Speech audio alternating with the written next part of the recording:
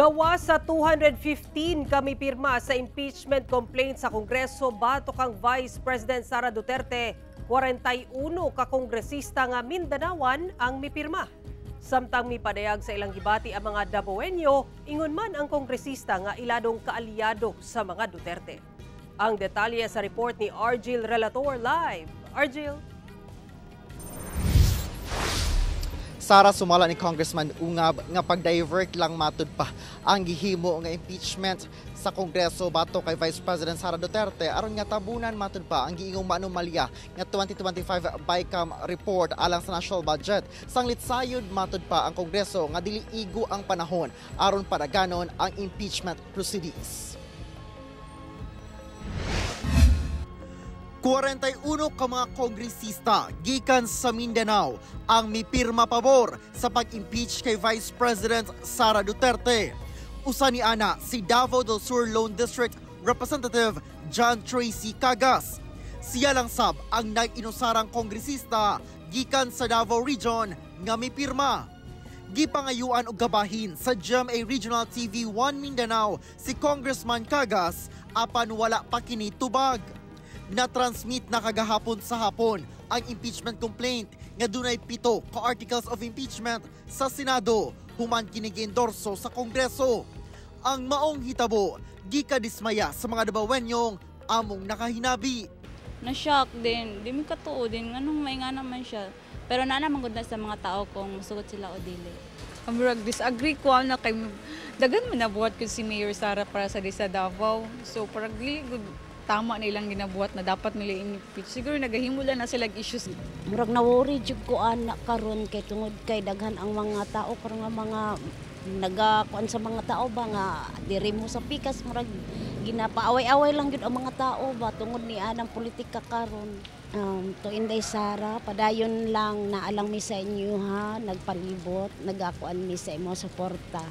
Alang kang Davao City 1st District Councilor Attorney Luna Acosta, usa ka political move ang pag-impeach kay VP Sara sa Kongreso. Ang maingon jud nako, medyo flimsy jud ang ilahang reason for the impeachment. I think na ang sentiment sa mga congressmen dili same sa sentiments sa mga tao na ilahang gine-represent.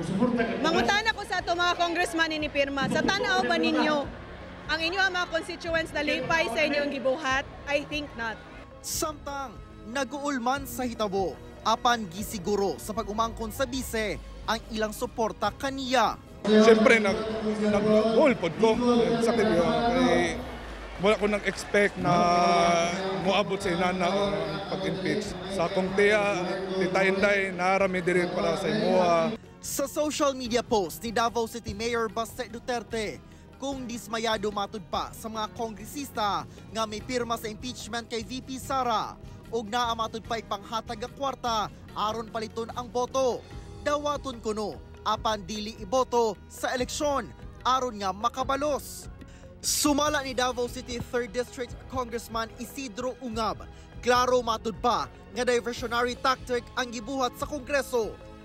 Aron mabalhin ang atensyon sa katawhan gikan sa reklamong gipasang-at labot sa issue sa constitutionality sa 6.3 trillion pesos nga budget gikan sa BICAM Report 2025 kung asa adunay mga blanco. The plain and simple explanation of that is that they want to divert the attention of the public of the most pressing issue, which is the 28 blank items in the Bicameral Conference Committee report. Na hanggang ngayon, hindi klaro ang sagot nila. Laing diversion matud pa, mao ang pagpatawag sa vlogger sa Tricom sa miaging adlaw.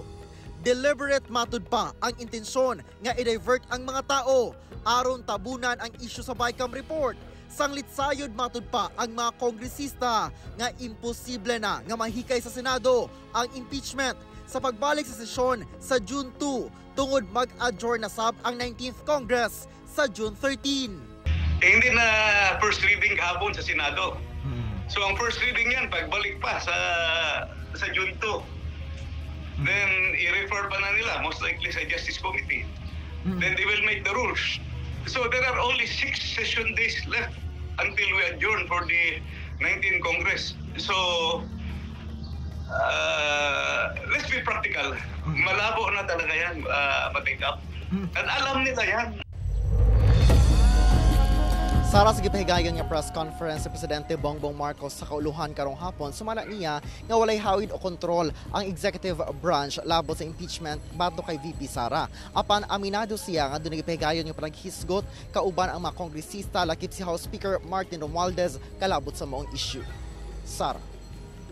Okay, daghang salamat, Argil Relator.